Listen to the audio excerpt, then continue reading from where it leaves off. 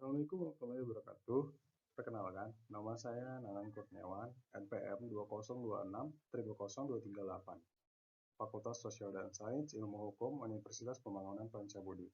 Pada kali ini, saya akan mempresentasikan untuk tugas ujian akhir mata kuliah Perdagangan Internasional dengan judul Penyelesaian Sengketa Perdagangan Internasional di World Trade Organization, studi kasus Korea anti-dumping that is on imports of certain paper from Indonesia. Dan pada kali ini, mulai dengan latar belakang dari World Trade Organization yang saat ini merupakan satu-satunya organisasi internasional yang secara khusus mengurus masalah perdagangan antar negara di dunia. Organisasi ini secara resmi berdiri pada tanggal 1 Januari 1995 sebagai hasil dari putaran Uruguay pada tahun 1986 sampai 1994 yang menyepakati Agreement Establishing the World of Trade Organization. WTO dibentuk sebagai penerus dan penyempurna General Agreement on Traffics and Trade atau GATT 1947. WTO sebagai sebuah organisasi perdagangan internasional diharapkan dapat menjembatani semua kepentingan negara di dunia dan dalam sektor perdagangan melalui ketentuan-ketentuan yang telah disetujui bersama oleh negara-negara anggota. Sistem perdagangan multilateral WTO disusun dari perbedaan keunggulan sumber daya yang dimiliki, kemudian ditempatkan dengan cara yang paling efisien di pasar global. David Ricardo, 1871, memperkenalkan konsep perdagangan ini dalam teori keunggulan komparatif. Intinya adalah mempercayakan kepada pasar untuk mengalokasikan sumber-sumber yang ada dengan cara yang paling efisien. Oleh karena itu, fokus dari WTO adalah mengurangi hambatan-hambatan pada pasar global dan meliberalisasi perdagangan internasional. WTO melakukan perundingan yang panjang dan rumit untuk setiap agendanya. Dalam melaksanakan kegiatan perdagangan, terdapat potensi besar terjadi perselisihan, bahkan sengketa. Biasanya, sengketa perdagangan antar negara terjadi ketika suatu negara menetapkan kebijakan perdagangan yang merugikan negara lain atau bertentangan dengan komitmennya di WTO. Untuk mengantisipasi hal tersebut, WTO telah mengatur tata cara penyelesaian sengketa yang terdapat dalam Dispute Settlement Understanding atau DSU. Filosofi dari penyelesaian sengketa WTO sebagaimana yang terdapat dalam pasal 3 DSU secara garis besar mempunyai tujuan: 1. Mengklarifikasi ketentuan-ketentuan yang ada dalam perjanjian-perjanjian WTO dengan menggunakan interpretasi menurut hukum kebiasaan internasional publik. Penyelesaian sengketa merupakan esensi untuk pendaya gunaan WTO dan menjaga keseimbangan yang adil antara hak dan kewajiban negara anggota WTO. Bahwa hasil proses penyelesaian sengketa tidak boleh menambah atau mengurangi hak-hak dan kewajiban-kewajiban negara anggota yang telah diatur dalam perjanjian WTO. Menjamin solusi yang positif dan dapat diterima oleh pihak-pihak serta konsisten dengan perjanjian WTO. 4. Tindakan retaliasi hanya digunakan sebagai upaya terakhir. Prosedur dan ketentuan DSU berlaku untuk semua sengketa yang berkaitan dengan perjanjian termasuk dalam Appendix 1, yaitu 1. Perjanjian untuk mendirikan WTO sebagai organisasi internasional, Agreement Establishing the World Trade Organization. 2. Perjanjian substantif yang bersifat multilateral yang tercantum sebagai annex dari WTO Agreement, meliputi Multilateral Trade Agreement in Goods, General Agreement on Trade in Service, Agreement on Related Aspects of Intellectual Property Rights, Understanding on Rule Procedure Governing the Settlement of Disputes. 3. Perjanjian substantif yang bersifat plurilateral yang diadministrasikan oleh WTO, tetapi hanya mengikat negara-negara anggota WTO yang turut dalam perjanjian tersebut, meliputi Agreement on Trade in Civil Aircraft, Agreement on Governing Procurement, International Dairy Agreement, International Bovine Meat Agreement. Dalam kaitannya dengan sistem penyelesaian sengketa, perjanjian-perjanjian tersebut di atas dikenal sebagai Covenant Agreement, yaitu perjanjian yang termasuk dalam sistem penyelesaian sengketa yang terintegrasi. Dengan demikian, yang termasuk dalam sistem penyelesaian sengketa yang terintegrasi dengan penyelesaian sengketa yang diatur dalam DSU mencakup seluruh sengketa yang diajukan dalam WTO, yang menyangkut substansi yang berkaitan dengan Covenant Agreement yang tercantum di atas. Proses penyelesaian sengketa WTO pada umumnya terdiri dari beberapa tahapan dimulai dari konsultasi wajib antara pihak yang bersengketa untuk mencapai penyelesaian yang disetujui oleh para pihak, sidang panel, tinjauan banding, serta pelaksanaan rekomendasi dan ketentuan yang disahkan oleh Dispute Settlement Body atau DSB. DSB adalah satu-satunya badan yang memiliki otoritas membentuk panel dan appellate body yang terdiri atas para ahli yang bertugas menelaah kasus yang sedang disengketakan. DSB juga terdiri atas para ahli yang bertugas menelaah kasus yang sedang disengketakan.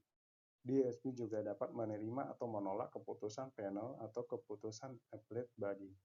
Dalam setiap kasus, DSB mengawasi pelaksanaan putusan yang disahkan. Kasus-kasus yang masih dalam proses tetap menjadi agenda DSB sebagai kasus tersebut dapat diselesaikan.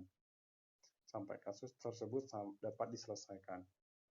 Putusan yang telah disahkan tersebut tidak semata-mata menjadi tahap akhir dalam proses penyelesaian sengketa WTO.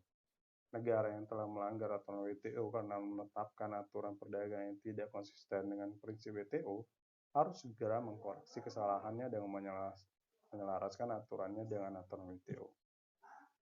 Jika negara tersebut masih saja melanggar aturan WTO, maka negara penggugat berhak mengajukan permintaan kepada DSB untuk melakukan negosiasi dengan negara tergugat dalam menyepakati kompensasi. Jika tidak tercapai kesempatan dalam penentuan kompensasi, negara penggugat dapat meminta otorisasi dari DSB untuk melaksanakan retaliasi.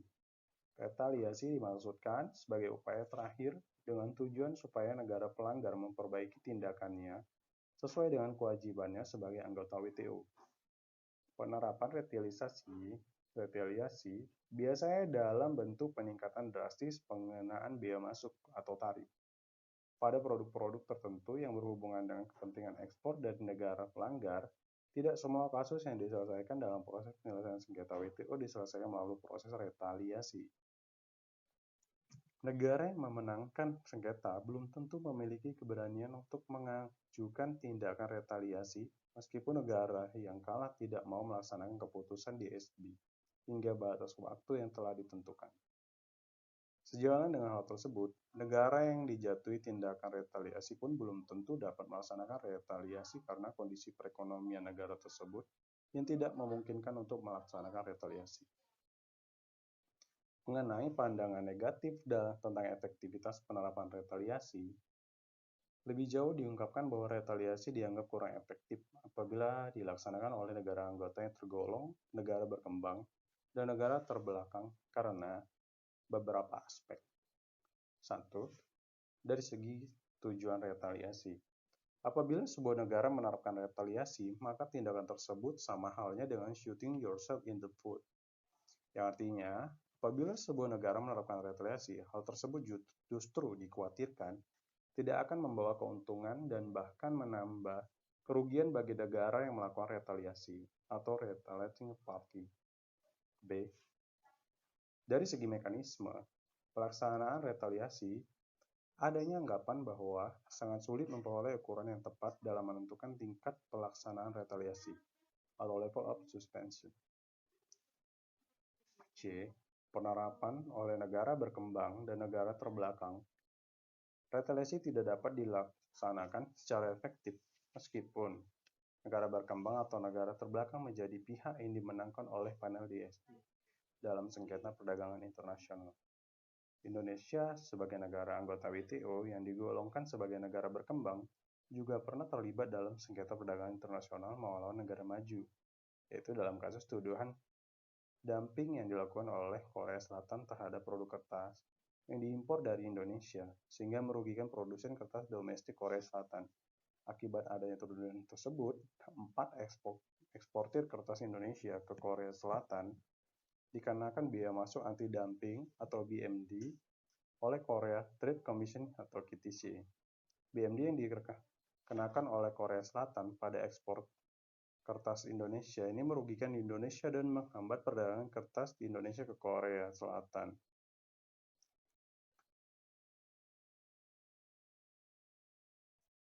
Baik, kita akan masuk ke dalam kronologi masalah dari judul makalah saya. Kasus ini dimulai pada bulan September 2002, di mana 5 produsen kertas domestik Korea Selatan memohon kepada KTC untuk melakukan penyelidikan dumping terhadap impor kertas jenis Business Information Paper dan Wood Pre-printing Paper yang berasal dari Indonesia dan China. Terhadap Indonesia, KTC mengirimkan kuesioner kepada 4 perusahaan kertas Indonesia, yaitu 1. PT Pindo Daily Pulp dan Kertas Mills atau Pindo Daily, PT Riawan Dalam Kertas, April Pine, PT Indah Kiat Pulp dan Paper Tbk, Indah Kiat, dan PT Pabrik Kertas Ciwi Kimia atau Ciwi Kimia. Terhadap pengenaan BMD tersebut, Indonesia merasa keberatan karena pihak Indonesia berpendapat bahwa 4 eksportir kertas di Indonesia tersebut tidak melakukan dumping, sehingga tidak tepat apabila Korea Selatan mengenakan BMD terhadap 4 eksportir kertas Indonesia tersebut. Setelah perundingan bilateral antara Indonesia dan Korea Selatan terkait sengketa ini tidak menghasilkan kesepakatan, Indonesia akhirnya memutuskan untuk membawa sengketa ini ke WTO. Dalam sengketa tuduhan dumping ini, panel DSP memenangkan Indonesia karena Indonesia terbukti tidak melakukan praktik dumping, sehingga Korea Selatan harus mencabut pengenaan BMD terhadap 4 eksportir kertas di Indonesia. Namun pada kenyataannya, Korea Selatan tidak melaksanakan putusan tersebut sampai batas waktu yang ditentukan. Terhadap tindakan Korea Selatan ini, Indonesia dapat menggunakan haknya untuk melaksanakan retaliasi, namun pada kenyataannya, Indonesia tidak melakukan retaliasi untuk memaksa Korea Selatan agar melaksanakan putusan pada DSB tersebut. Berikut adalah penyelesaian sengketa Korea anti-dumping, that is on import of certain paper from Indonesia di WTO. 1. Mengklarifikasi ketentuan-ketentuan yang ada dalam perjanjian-perjanjian WTO dengan menggunakan interpretasi menurut hukum kebiasaan International Public. Penyelesaian sengketa merupakan esensi untuk pendayagunaan WTO dan menjaga keseimbangan yang adil antara hak dan kewajiban negara anggota WTO. 2. Bahwa hasil proses penyelesaian sengketa tidak boleh menambah atau mengurangi hak-hak dan kewajiban-kewajiban negara anggota yang telah diatur dalam perjanjian WTO. Menjamin solusi yang positif dan dapat diterima oleh pihak-pihak serta konsisten dengan perjanjian WTO. 4. Tindakan retaliasi hanya digunakan sebagai upaya terakhir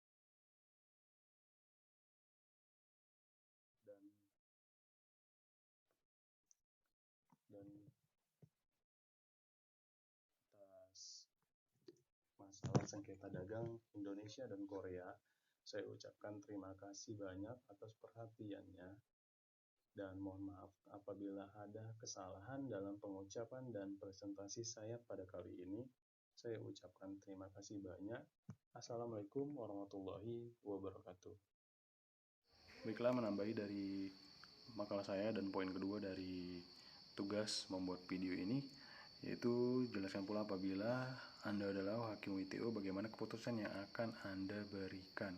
Baik, poin pertama, apabila saya menjadi hakim, saya akan menjadi penengah atas sengketa tersebut dan sebaiknya saya akan memberikan solusi, dan solusi itu juga berdasarkan dengan peraturan dari WTO yang berlaku dan memberikan mediasi terhadap dua negara yang bersengketa dan memberikan solusi terbaik untuk persengketaan tersebut agar di kemudian hari perdagangan antara dua negara tetap berjalan dengan lancar, dan bagaimanapun pula dua negara tersebut saling membutuhkan dalam urusan trading internasional.